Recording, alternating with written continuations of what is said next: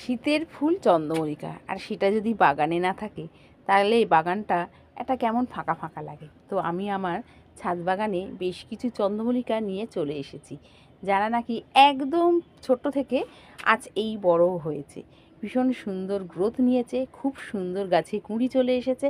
আর আপনারা তো সকলেই জানেন যে আমি গাছের কি যত্ন নিই।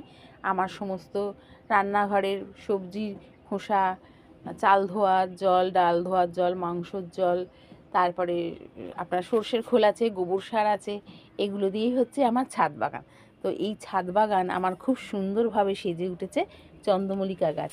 এখানে বেশ কিছু চন্দ্রমল্লিকা রয়েছে যে যখন ফুল ফুটবে এই জায়গাটা একদম আলো করে দেবে। এবার প্রত্যেকটা কি কালার হবে এখন আমি বলতে পারছি না, তবে সম্ভবত এই কালারটা হবে একটু বাসন্তী কালার। ভীষণই খুব সুন্দর ফুল, দেখেছেন তো? আমার ছাদ বাগান কিন্তু চন্দ্রমল্লিকায় ভরে উঠেছে।